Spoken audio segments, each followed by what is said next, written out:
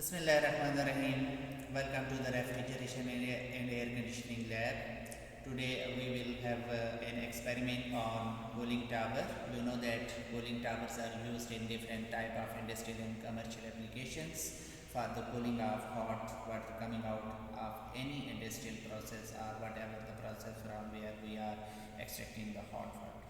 So we have a forced draft cooling tower here, and today we will briefly explain the working principle, operation of different components of the cooling tower and its performance evaluation parameters. So first we will discuss what kind of different components are available in this cooling tower, and then we will briefly explain the function of each component, and then we will perform an experiment on this cooling tower.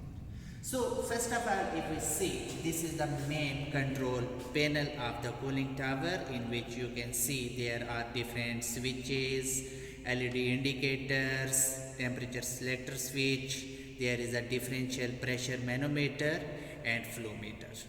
I will explain you the function of each component from this schematic diagram. Coming towards here, this is basically a heating chamber where two heaters are installed for the heating of water. When we are dealing with real-time industrial or commercial applications, we have a hot water from any process or any application. But because this is a lab scale unit, so we use this hot chamber to heat up the water that is fed into the cooling chamber to cool down this water through the chamber of the cooling tower. This is the backup water tank that is used for the water addition to this hot chamber, and for the makeup water I will explain also the function of this chamber later on. Coming towards here, this is a forced draft fan that is used for forcing the air within the cooling tower. This is a temper that is used to control the flow rate and velocity of the air. This is the main body of the cooling tower through which the air is forced in upward direction and water is coming from the top to the downward direction, and during this cross flow process there is interaction between the water and air, and during that interaction heat is transferred from water to air. Inside this chamber you can see these are the packings which are installed at certain angle. These are basically used to split the water into small droplets. And over here, this is basically a water distribution unit, and over the water distribution unit there are three different nozzles installed which are used for the spraying of the water. And at the top, this is the water droplet arrestor that is used to arrest the water droplets which are escaping with the air from the top of the cooling tower. Okay, over here, these are two temperature sensors installed at the inlet of the cooling tower to measure the temperature of the inlet air. This one is the temperature sensors to measure the dry bulb temperature of the air, and this one is used to measure the wet bulb temperature of the air. And over the top, here again, these are two temperature sensors. One sensor is used to measure the dry bulb temperature and other is used to measure the wet bulb temperature, and both sensors are used to measure the temperature of the exit air. Over here, this is the pressure orifice. Here again this is a pressure orifice and this is a pressure orifice. These two pressure orifices are installed across the body of the cooling tower, and these are used to measure the pressure drop of the air across the body of the cooling tower, and these two orifices are used to measure the pressure drop across this section of the cooling tower. So over here you can see this is a red tube. This tube is coming out of from this hot chamber, and this carries the hot water, so that's why its color is red. So that hot water basically coming from this hot chamber passes over this cooling tower body and passes over over these packings, and during this passage and the air that is coming out of here, and during this interaction there is exchange of heat. Now come towards this schematic diagram, and from this schematic diagram I would explain you the function of each component of the cooling tower, the components which I show you just now, and how they work and what is the principle behind it. So let's start here. This is the water basin. Over here if you see, this is the water basin in which the water coming from the cooling tower is collected, and then it comes to the hot chamber, and then again it is heated up, and then it recirculated to the cooling tower. So from this basin the cold water comes to this hot chamber, and you can see that there are two heaters installed of 0.5 kilowatt and 1 kilowatt. These are two heaters which are installed for the heating of the water, and then that hot water is pumped through this pump and flow meter. This is a flow meter that is used to control the mass flow rate of the water, and then this through this flow meter that water is pumped through this pipe over the water distribution system, which I also show you just now in the configuration, and this water is pressed over this water distribution unit, and from here this water then passes over these packings. These are the packings which you have seen just now, and while passing over these packings, the water droplets split into small droplets, and the purpose of splitting water droplets in very small tiny droplets is to increase their surface area. So the contact time and contact area of the water droplets and the air that is coming from this forced fan increases, and you know that the heat transfer rate is directly proportional to the surface area of the body. So as much as the surface area of the water droplets would be small, the contact surface area would increase and the heat transfer rate would increase. And then from here again this water comes into the water basin, and again from there it comes into the hot chamber, and this cycle works in the same manner. You can see here this is the T1 thermometer, or you can say it is a temperature sensor, and this is T2 temperature sensors. T1 is used to measure the dry bulb temperature of the inlet air, and T2 is used to measure the wet bulb temperature of the dry air.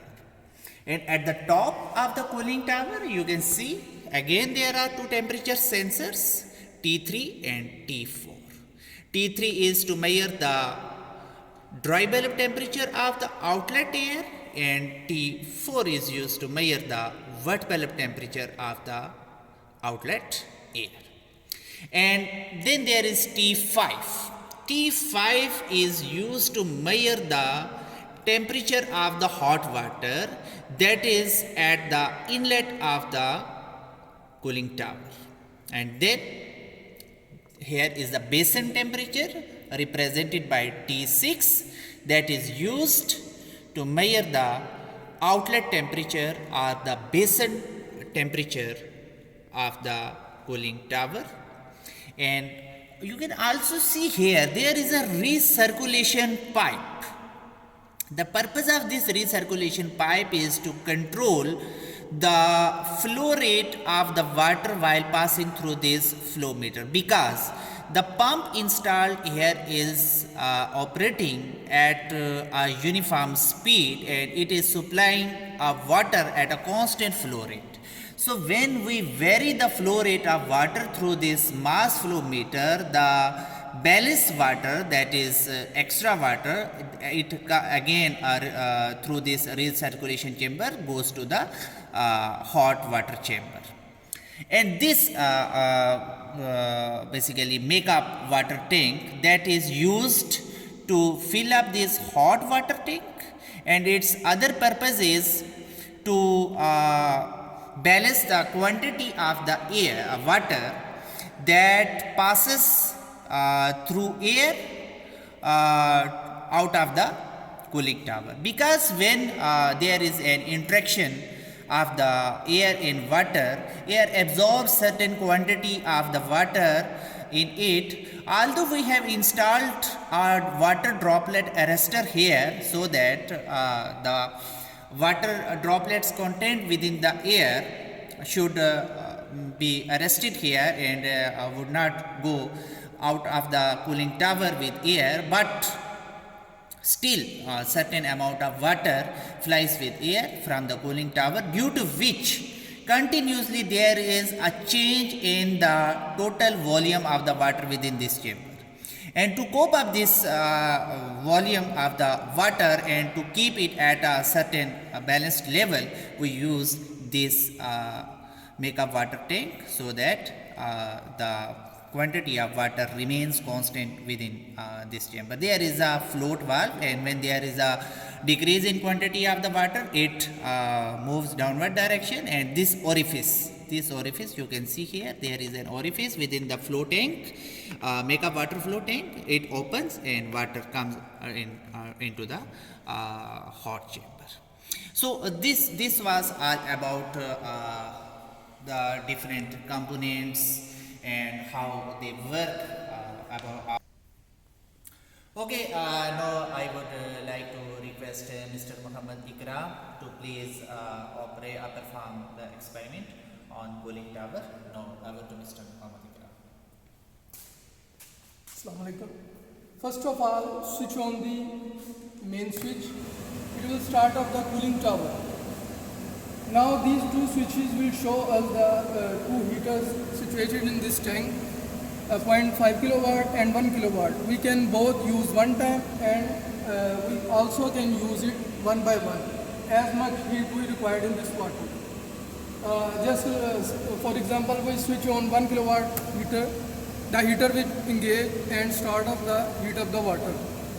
After heating on, first of all, we will of the water flow rate.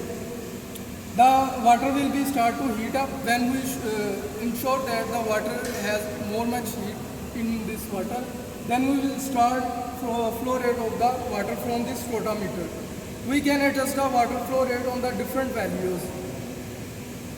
For example, we can set it on the 30 gram per second. This flow meter measures the mass flow rate of the water. 30 gram per second water flow in the cooling tower. A centrifugal pump is situated in this box that will circulate the water on the top of the cooling tower. Then the water will disperse and downward moving in the tower and to the basin. Two temperature sensors situated in the basin that will measure the temperature of the air that enters in the tower. First of all, T1 and T2. T1 will measure the air temperature in the temperature sensors are located with the numbers. We can also read these temperatures from this LED temperature sensor. The temperature selector switch will show the number that we engage. The temperature readings will show on this screen. We will note down it in the manual. This manual will help us that the data will collect from these operators and put in this manual, and this data will help us in the calculations, as like the temperatures, water flow rate, and the air pressure. We can see these 2 points these 2 points will help us to find the pressure of the air on this inclined manometer. The inclined manometer will show us the air pressure from 0 to as like Okay, thank you Ikram for explaining the operation of the cooling tower. So now just see the manual and the readings which are recorded in this table. You can see here there is a packing installed. There are different types of packings, basically A, B, C. This is their classification, and this is a B type packing. And the packing density, according to the class, the packing density is different. So it is a constant value, and the type of packing that is installed in cooling tower, that is its value is 110. So T1, T2, these are the air inlet dry bulb temperature and wet bulb temperature. You can see here there are different temperature values that are recorded. Then T3, T4, that are air outlet dry bulb temperature and air outlet wet bulb temperature. Their values are recorded here. Then water inlet temperature T5, and in the same way water outlet temperature T6. Their values are also recorded.